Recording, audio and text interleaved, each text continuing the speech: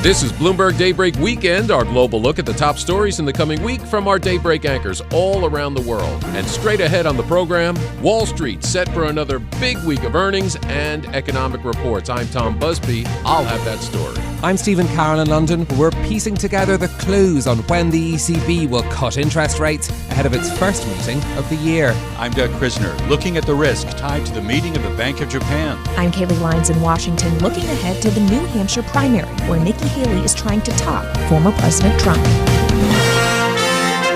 That's all straight ahead on Bloomberg Daybreak Weekend. The business news you need to wrap up your week. Available on Apple, Spotify, the Bloomberg Business app, and everywhere you get your podcasts. Good day to you. I'm Tom Busby, and we begin today's program with a focus on earnings. More than 70 companies in the S&P 500 reporting their latest results this week. And one of the most highly anticipated reports comes on Tuesday from Netflix. For a preview, we're pleased to welcome Geetha Raghunathan, U.S. media analyst with Bloomberg Intelligence. Well, we know Netflix has really changed with the ad-supported tier that they added last year, the crackdown on password sharing. What do you expect to see on Tuesday? Yeah, so what we've really seen with these two new initiatives from Netflix, as you just mentioned, both the ads as well as the password crackdown, has been that they've finally been able to now reinvigorate subscriber gains. And so we saw, of course, during the pandemic, we had, growth that was pulled forward, and then we had the great Netflix correction with the company kind of losing subscribers. And now they're back on track.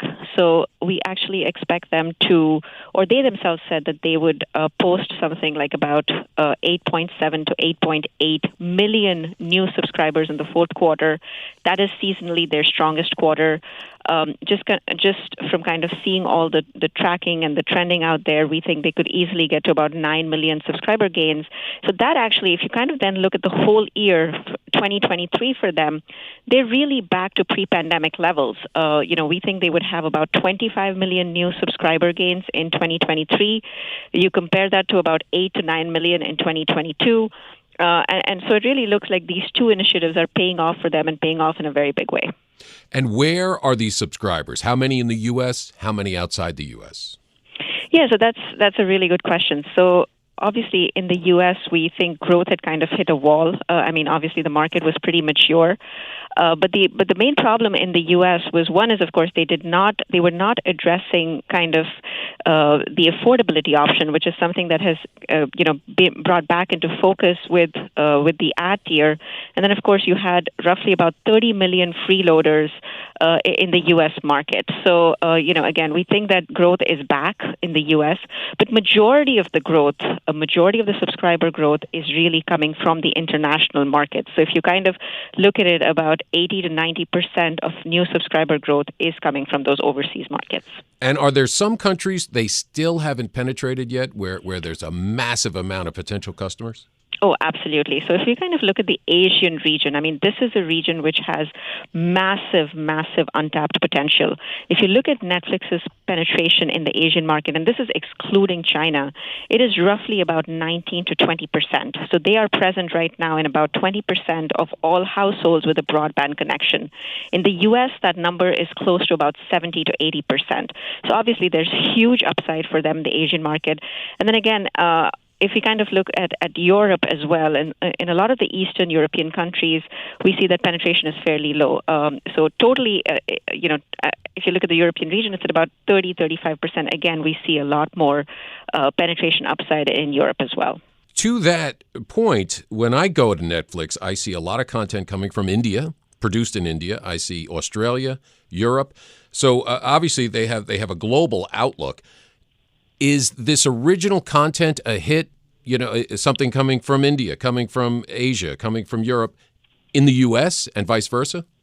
Yes, it has worked actually really, really well for them. So one thing is, when you have kind of this global content production machine, one thing is, of course, you're able to appeal to a very vast audience base. It does believe it or not, local content, as long as it's made well and as long as it's authentic and has that authentic and genuine feel, it travels really well globally.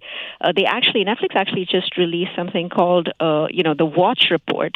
And if you just kind of take a look at the top 100 titles, 30 of those top 100 titles are actually Korean and Spanish language originals.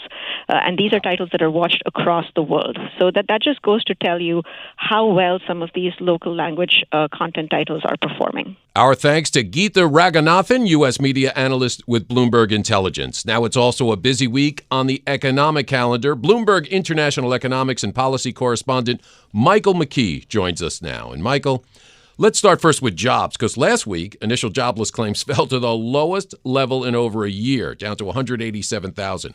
What is behind that? And as we head toward the end of this month, how is January shaping up? Well, I think what you have to do is ask the question about what essentially the direction of jobless claims is telling you, because this is still the time of year when we see distortions in the jobless claims numbers because of hiring.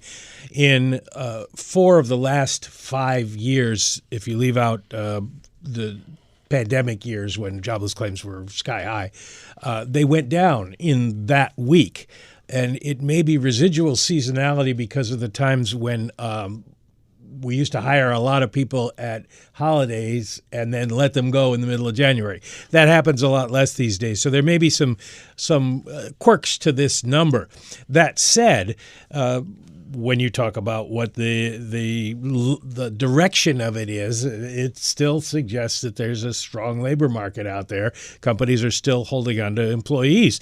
And the interesting thing is for January jobs that you're asking about, this was the survey week for January jobs, the jobless claims numbers for this week.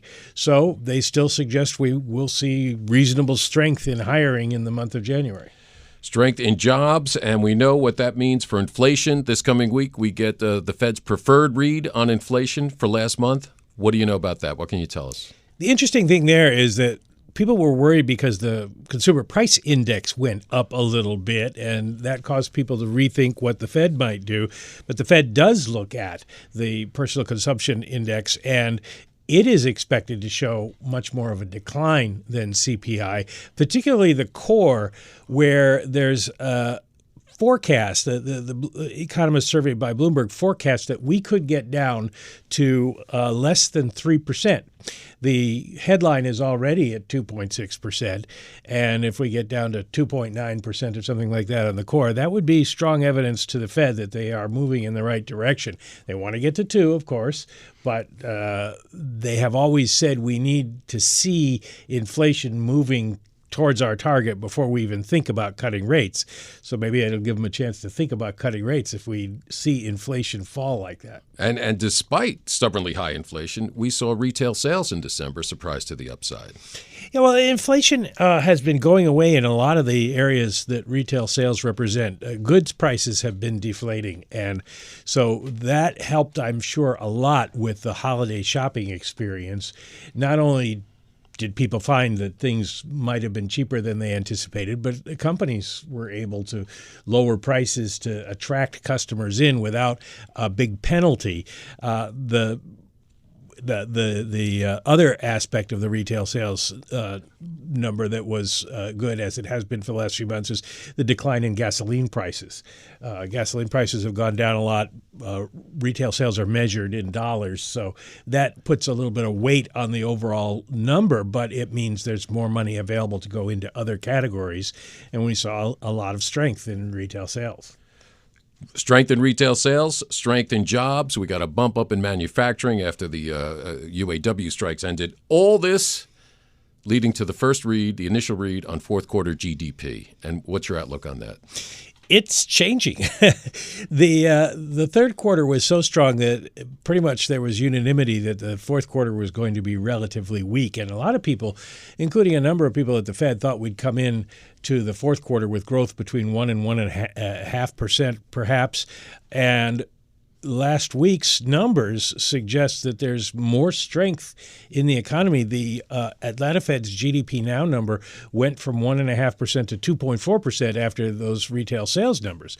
So if the Atlanta Fed is reasonably accurate, and they get more accurate the closer we get to the release of GDP, then the fourth quarter is going to look fairly strong, and that would set us up for a stronger first quarter. And that is upending some of the thinking about how the economy is going to develop in the first part of the year, and that is maybe pushing back against the idea that the Fed would be cutting soon. And if it's strong in the fourth quarter, looking back to 2023, what would the whole year look like? Well, we're looking at about 3 to 3.5%, somewhere in that area for the whole year, which would be very strong, and it would be good news for the overall economy. Good news for the Fed, suggesting that they were able to raise rates as high as they did and not send the economy into recession, which may give them hope that they can keep rates high enough for long enough to bring down inflation to 2% without a recession. Well, our thanks to Bloomberg International Economics and Policy Correspondent Michael McKee. And coming up on Bloomberg Daybreak Weekend, we head overseas and preview a key interest rate meeting from the European Central Bank. I'm Tom Busby, and this is Bloomberg.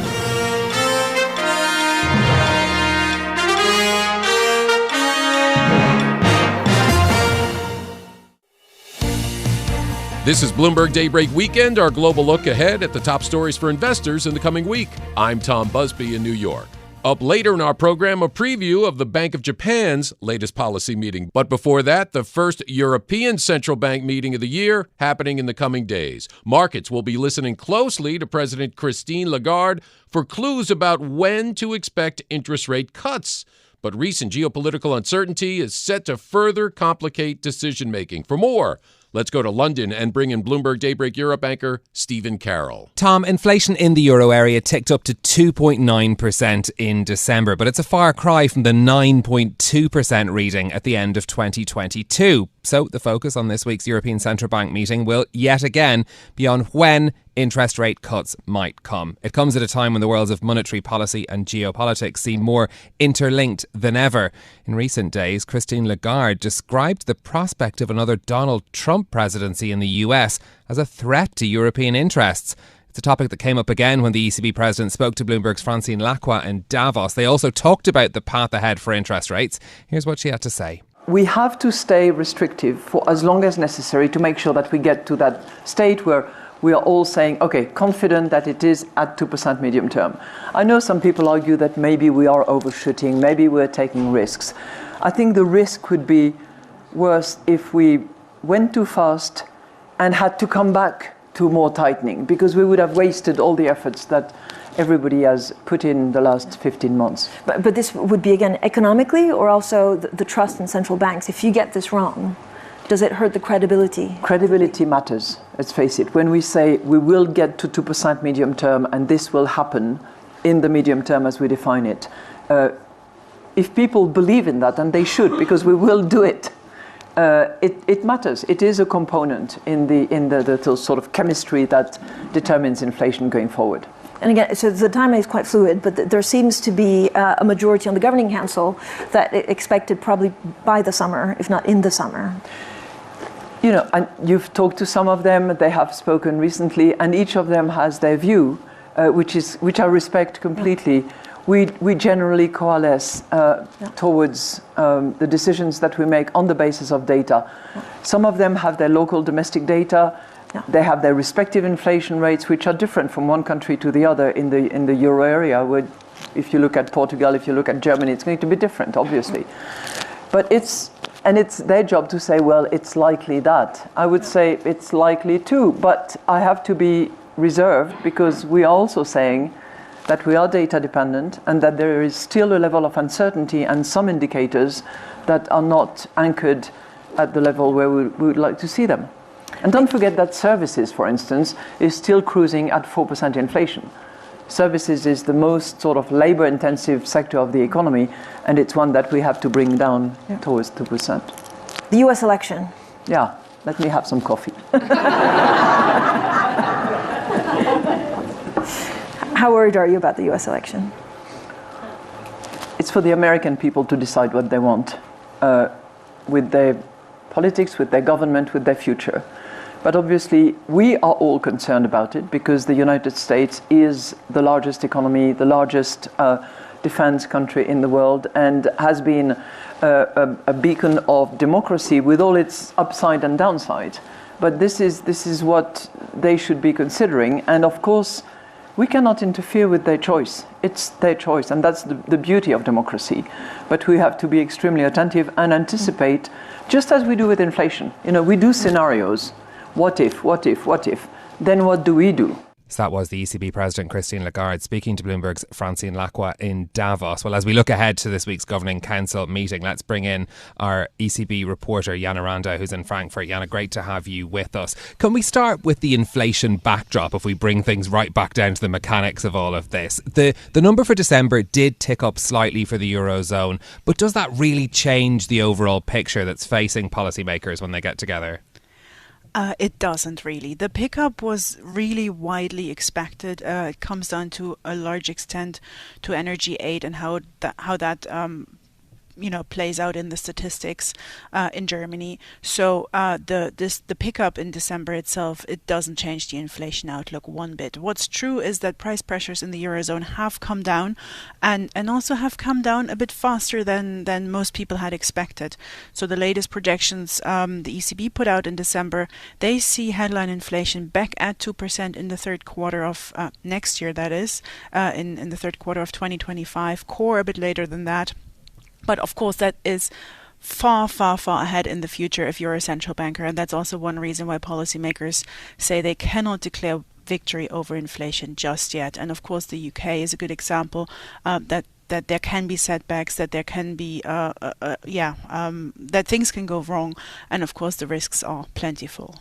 Yeah, true. And the risk, those inflation trajectory very much in focus. We heard a little bit of what Christine Lagarde had to say about that in Davos as well. She's pointing to likely interest rate cuts by the summer. Now, we heard from a lot of ECB policymakers in the past few days in Davos as well. What else have we been hearing in terms of this when question, when interest rate cuts might come? Well, they seem to coalesce around a rate cut in the summer, but they haven't committed to a specific month. Also, you wouldn't really expect them to at this point in time.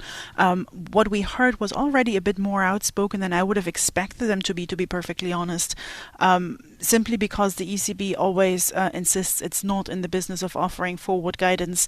And they have an explanation which, I cannot repeat because, it escapes me all the time why what they're doing is not forward guidance. But that said, June is, given everything we heard, a pretty good month to focus on just because it is the start of summer, but also because the ECB will have updated economic projections available at that time that will just simply show how inflation and economic growth will develop. Yeah, I think the June and July meeting's very much in focus because, of course, there's that big break between the meeting at the end of July and the next one in mid-September. So that's been a part of the thought process, and people have been thinking about what defines the exact dates of summer as well, which is sort of key to this conversation too. There does seem to be that sort of discrepancy between some of the speakers that we've heard from in the past few days. Joachim Nagel talking about him being open to rate cuts this summer, but Robert Holtzmann saying that they may not even be coming this year at all. When we think about the conversations and the perhaps arguments that happen within that governing council room as well, what sort of split in opinions are there at the moment among policymakers? Yeah, I mean, for the most part, people seem to say summer is a good moment when we should really have that discussion and when we should really have that debate, because don't forget that everybody who spoke so far or in the past couple of days essentially said it's too soon to have that discussion now. But there were a few outliers, you're right. One that stood out was Robert Holtzmann from Austria, who basically said don't count on rate cuts at all this year because we don't know what wages will be doing. We don't know what geopolitics will be doing. So he's concerned about energy prices, about supply chain disruptions once again because of conflicts in the Middle East and attacks on ships in the Red Sea. And of course that those concerns happen, or you find them with every policymaker, of course, but the way you weigh them, that differs. And Jana, it's that sort of detail that we love to get from you ahead of these sorts of events. Our ECB reporter Jana Randau, thank you very much. I'm Stephen Carroll in London. You can catch us every weekday morning here for Bloomberg Daybreak Europe, beginning at 6 a.m. in London and 1 a.m. on Wall Street. Tom? Our thanks to Bloomberg Daybreak Europe anchor Stephen Carroll. And coming up on Bloomberg Daybreak Weekend, we head to Asia and preview another policy meeting, this one from the Bank of Japan. I'm Tom Busby, and this is Bloomberg.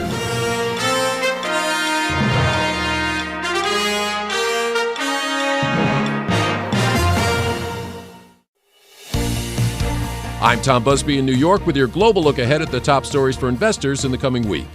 Now, sometime in the next few months, Japan's central bank is expected to end the world's last negative interest rate. For markets, the question is whether the BOJ might hint at the timing of that on Tuesday when officials wrap up a two-day policy meeting.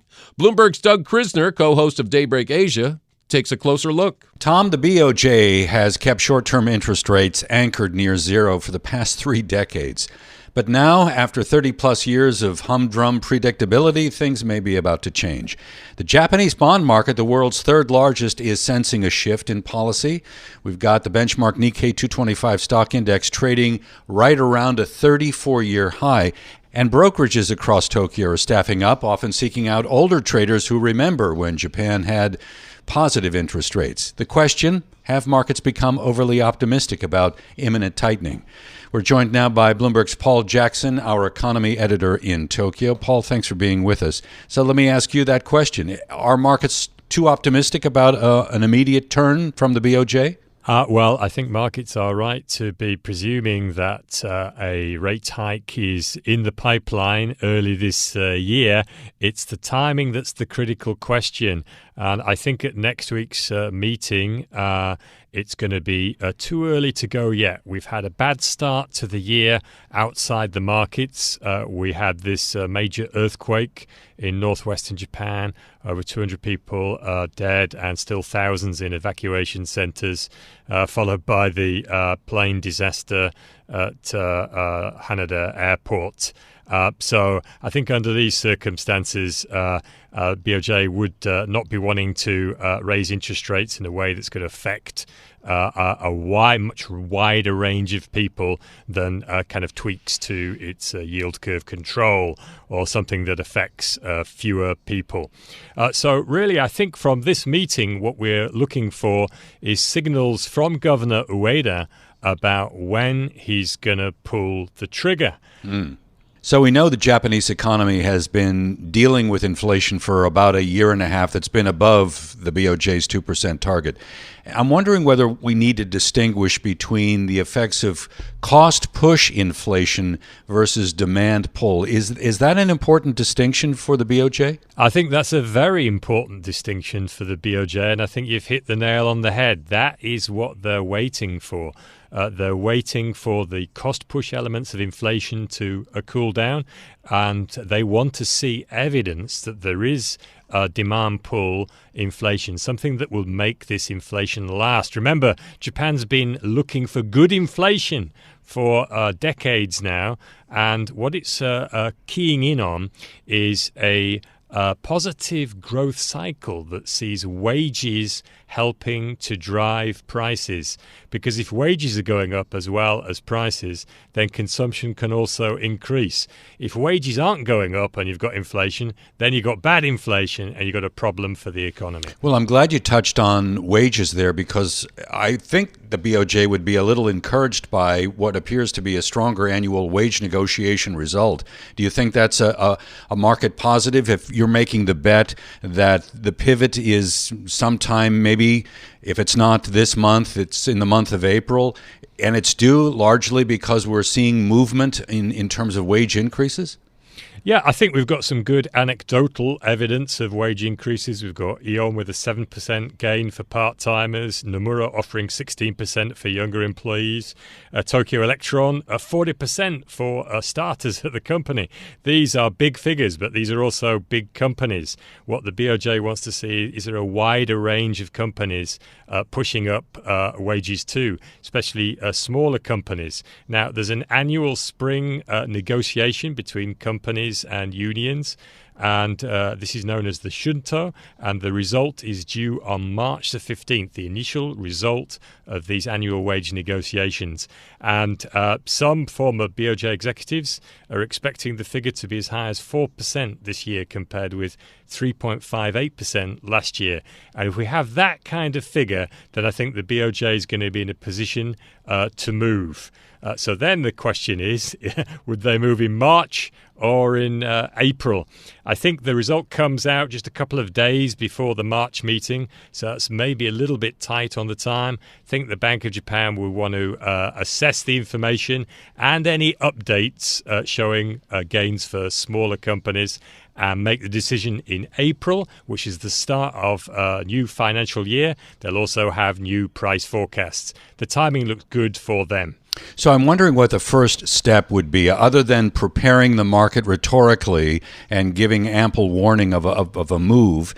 I'm wondering whether or not it's yield curve control again and a modest adjustment and leaving the negative rate intact for a while longer, or maybe as early as April, we're dealing with the removal of the negative rate. Which do you think it is? Well, I think this is another key question. I think there's a lot of thought that they're trying to do everything at the same time. I think for this meeting in January, what we're looking for is kind of verbal signaling from the governor that we're getting closer to the target, not a little bit closer, but closer to the target. I think that would be a key steer. When we get to April, would they get rid of all these yield curve control, this yield curve control formulation? Then there's a good chance of that, but I think the main focus really is on the negative rate, and I think that's likely to go zero in April. And there is an argument that the BOJ might want to wait to see those wage increases feed in to an uptick into inflation and then make the decision in July. But don't forget, we've got the Fed, the ECB, considering possible rate cuts. I think the effect on markets would be larger if they wait until then. So again, it's another sign that April maybe is the month. Well, I'm glad you brought up that point, because one of the things I think markets have been struggling with globally right now is perhaps the idea that maybe they were a little too optimistic that the Fed was going to be aggressive in cutting rates. So we've had the market kind of dialing back a bit from that notion, and as a result, it's engendered a little bit of strength here for the dollar, and the flip side of that has created tremendous weakness in the Japanese yen. How do you think that yen weakness will impact the BOJ's thinking? Well, I think it needs to get a little bit weaker yet. If you remember, in the latter part of last year, we were getting very close to levels over 150 to close to 152. And I think that's the kind of level we need to get to again before the BOJ starts worrying about the yen levels. So I think at the moment that isn't going to be a key consideration. But if it continues in that direction, sure, that will become part of the calculus. So you're in Tokyo. I'm curious, we had the Tokyo CPI reading a little while back. What is life like in Tokyo right now as consumers kind of move through the economy? Are they concerned about inflation? Is it registering high in people's minds? Yes, it certainly is. I mean, it's a novel concept for many people who've never seen price rises like this before. There's a lot of confusion about it, bewilderment, surprise. And so I think in terms of the expectations of, hey, I want my job, I don't want to be at risk in a job, so I don't mind having not much of a pay raise, to No. I want my job and I want a decent pay raise this year. We'll have to see what happens this week when the BOJ conducts its meeting. Paul, thanks so much for being with us. Paul Jackson, Bloomberg economy editor in Tokyo, helping us preview the BOJ meeting. I'm Doug Krisner. You can join Brian Curtis and myself weekdays here for Bloomberg Daybreak Asia, beginning at 9 a.m. in Hong Kong, 8 p.m. on Wall Street. Tom? Thank you, Doug. And coming up here on Bloomberg Daybreak Weekend, the Iowa caucuses are over. Now it's on to New Hampshire for the Republican presidential hopefuls. Who's in the lead? Will the Granite State's independent voters change the trajectory of the race? I'm Tom Busby, and this is Bloomberg.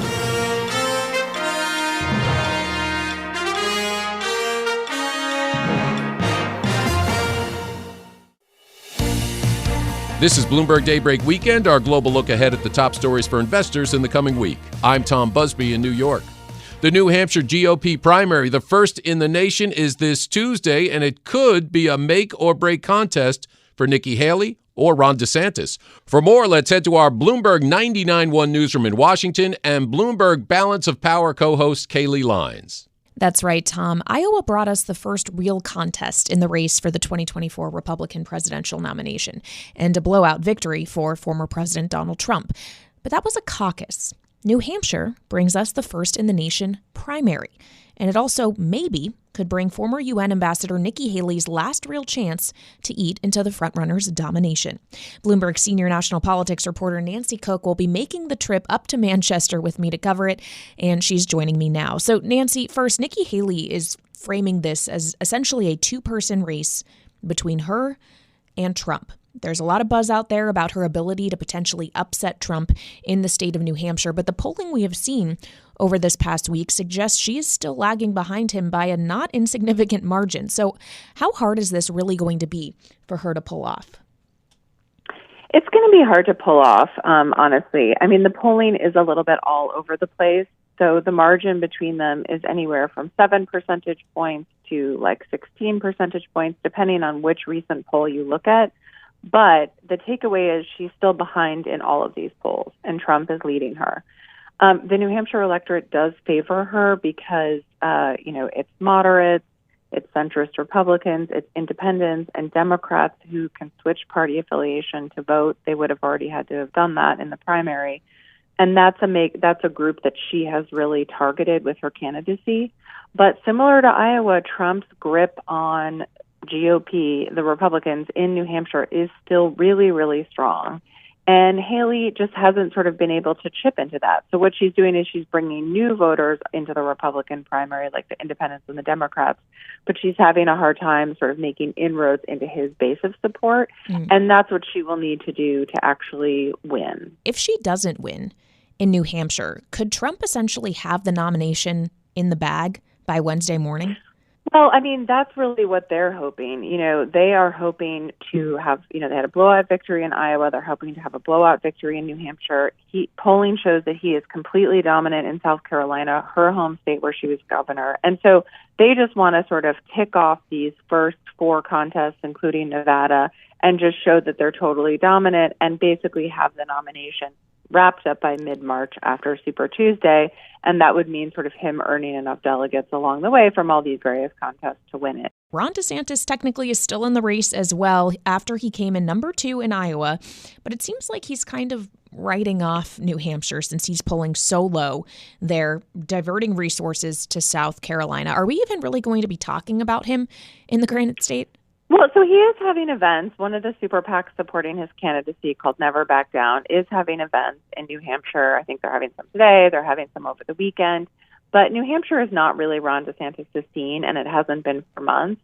He's never really advertised there. He doesn't have a big contingent there. After he won the Iowa, or after he came in second in the Iowa caucuses, he went directly to South Carolina. It's just not an electorate that really goes with his ideology. You have to remember, in Florida, he signed a 6-week abortion ban, and that's not something that New Hampshire voters, the majority of them, like or are interested in. And so policy-wise, he doesn't really match up there. And one of the most recent polls I saw had him polling at like 6%, whereas Trump is over 50. So you can just tell. I mean, he just doesn't have a lot of juice there. Well, I certainly am looking forward to hopefully not having to break out my heated gloves like I did in Iowa. Nancy Cook, Bloomberg senior national politics reporter, thank you so much. And Tom, keep your eye on the Granite State. Thank you, Kaylee. That was Bloomberg Balance of Power co-host Kaylee Lyons reporting from our Bloomberg 99.1 newsroom in Washington. And you can hear Balance of Power weekdays noon to 2 p.m. on Bloomberg Radio. And that does it for this edition of Bloomberg Daybreak Weekend. Join us again Monday morning at 5 a.m. Wall Street time for the latest on the markets overseas and the news you need to start your day. I'm Tom Busby. Stay with us. Top stories and global business headlines are coming up right now.